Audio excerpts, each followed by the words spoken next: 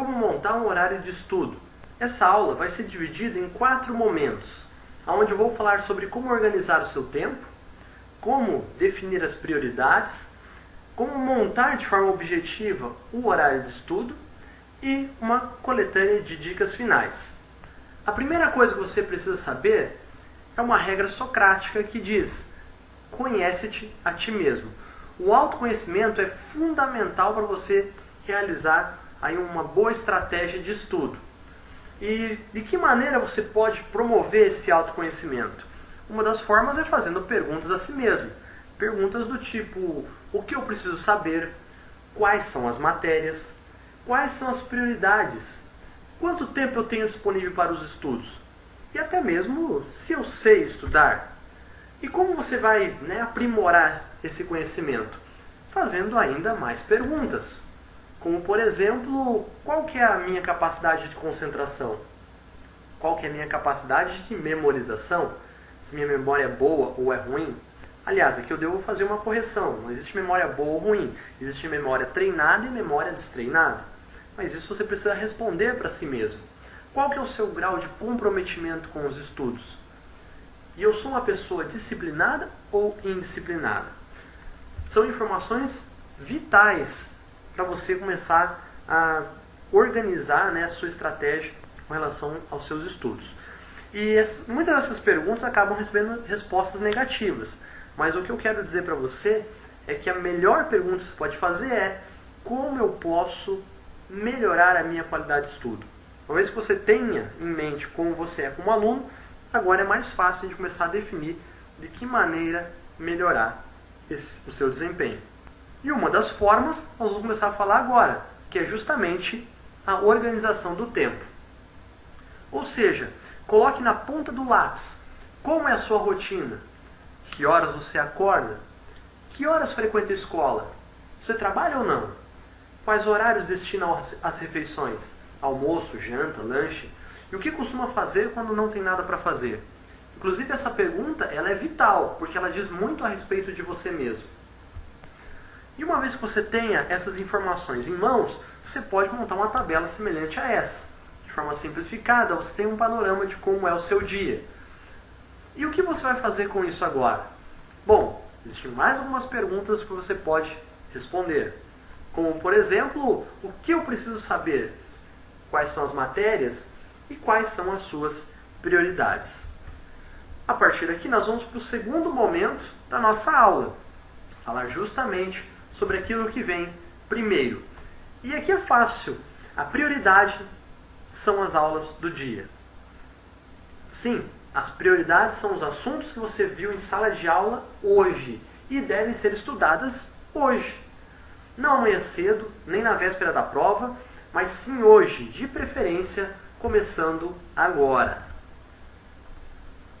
Por exemplo, olha esse horário típico de um aluno de terceiro ano de ensino médio. Algumas escolas têm aulas a mais, outras têm aulas no sábado, mas o que importa aqui é você perceber que as aulas que você teve no dia serão as aulas que você vai priorizar para estudar no seu contraturno. Então, na segunda-feira, por exemplo, nesse horário tem 2 aulas de Química, uma de Matemática e 2 de Literatura. As disciplinas que você estuda em casa serão Química, Matemática e Literatura. Não mais, não menos do que isso. Terça-feira, Português, Língua Estrangeira, Biologia. Você vai estudando aí, conforme cada dia vai avançando, as disciplinas do dia. Não há segredo. Essa é a prioridade. E mais do que isso, você tem que entender que a regra é aula dada, aula estudada hoje. O estudo deve ser feito antes de dormir, pois o sono serve, entre outras coisas, para apagar boa parte das memórias do dia de hoje. Entenda que o sono tem essa função de eliminar quase toda a nossa memória de curto prazo e memória imediata. Então, para que a sua memória se torne uma memória de longo prazo, que é o interessante para quem está estudando, você tem que priorizar um bom sono. Porque o cérebro tenha o que armazenar, você tem que mostrar para ele que aquilo é importante. E uma das maneiras é reforçando o que você viu em sala, vendo em casa. Isso tem a ver com a forma com que o cérebro funciona. Tá certo? Então, se você tem uma aula durante a manhã, você estuda no período da tarde. Se você assiste a aula à tarde, você vai estudar no período da noite. E se por acaso você estudar à noite, você vai ter que dormir mais tarde e estudar aquele assunto antes de dormir. Não adianta. Você deitou, dormiu, muito do que você viu durante o dia será simplesmente jogado por esquecimento total. Então, uma das maneiras de contornar esse problema, né? Aliás, não é nem um problema, porque é importante esquecer as coisas. O nosso cérebro não suportaria, aliás, a nossa vida seria muito ruim se nós não esquecêssemos de quase tudo.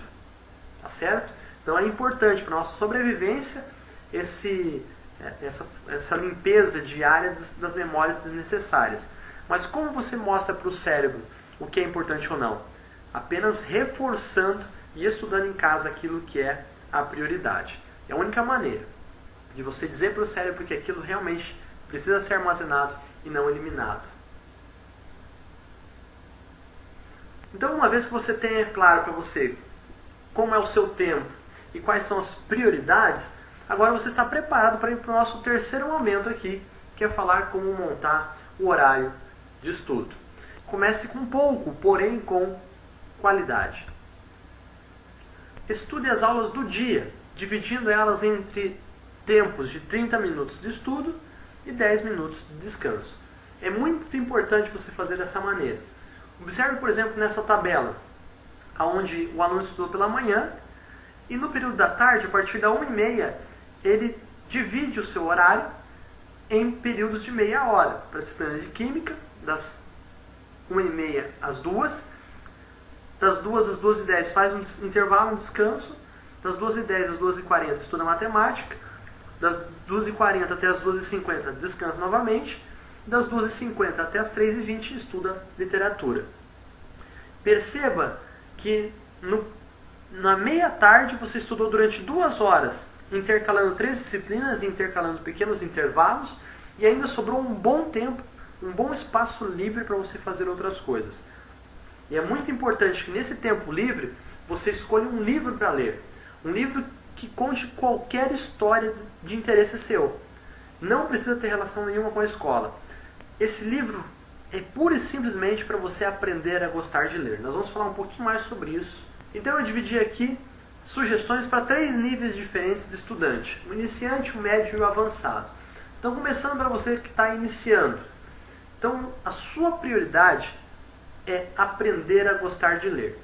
Você vai ter dias que você estuda mais, dias que você estuda um pouco menos. O que importa é que existe muito espaço livre na sua tarde e o que você vai fazer nesse período é aprender a gostar de ler. Você vai buscar uma leitura prazerosa. Então aprenda a gostar de ler. É hora de buscar uma leitura prazerosa. E nunca se esqueça dos direitos fundamentais de todo leitor.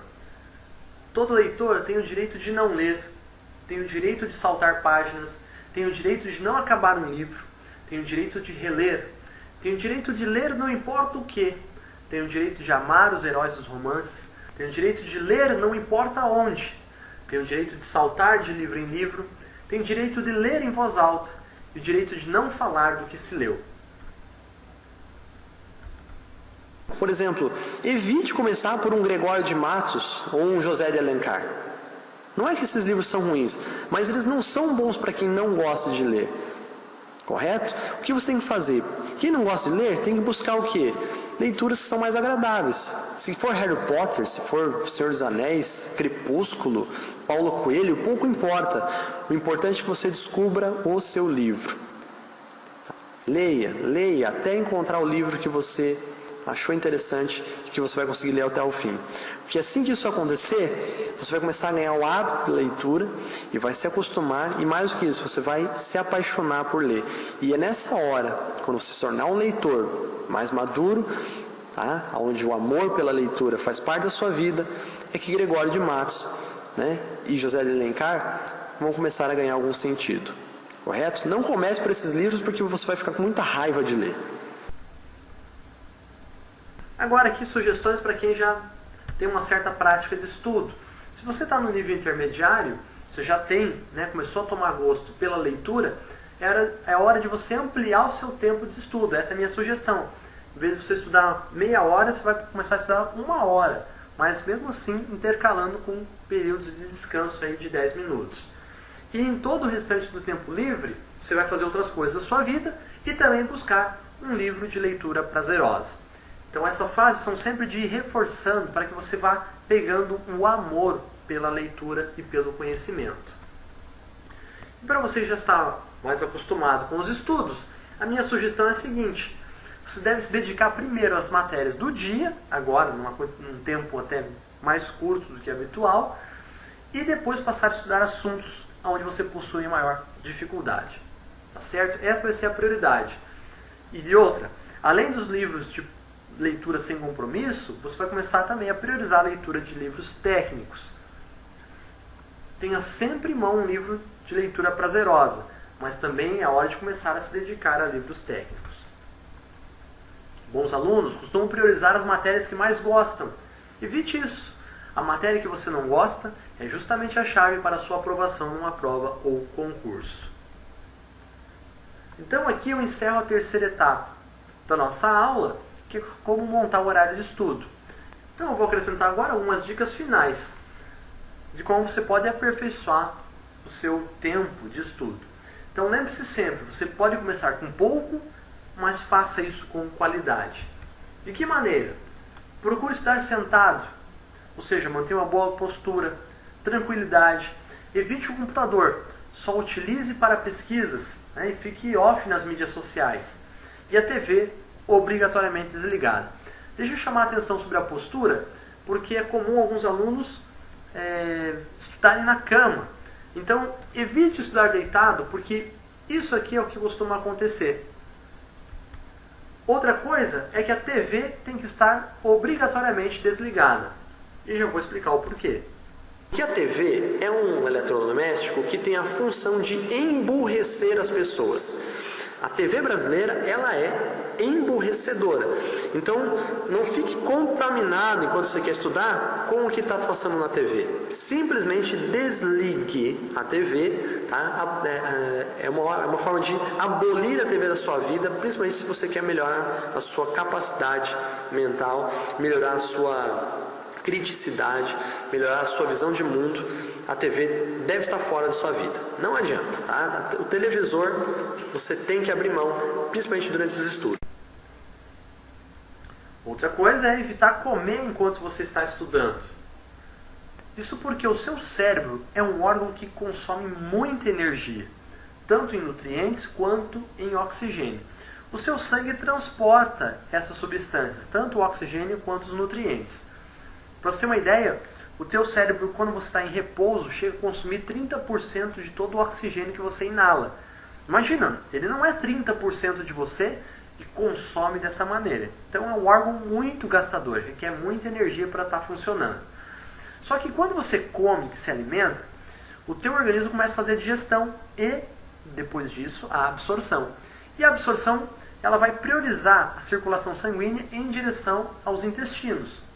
O resultado é que o fluxo sanguíneo periférico, ele reduz. Em outras palavras, vai circular menos sangue para outras partes do corpo, inclusive no cérebro. E o efeito disso é um sono insuportável.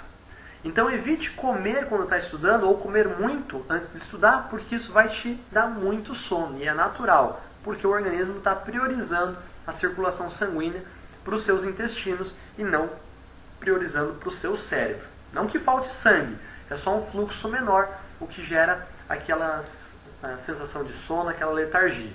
Então você fica... Outra coisa também relacionada ao cérebro e à circulação sanguínea é a questão da postura. Se você ficar muito tempo numa mesma posição, muito tempo sentado, tá, você também prejudica a circulação sanguínea. Consequentemente, o cérebro também começa a receber menos sangue, porque ele está na parte superior do corpo, né? A própria ação da gravidade acaba dificultando essa circulação sanguínea, e o resultado é que você começa a sentir um sono insuportável. Então, se você ficar muito tempo sentado ou comer muito, o efeito vai ser o mesmo. Então procure aí corrigir sua postura, preocupe-se com a sua circulação para você evitar o sono. E de que maneira você faz isso?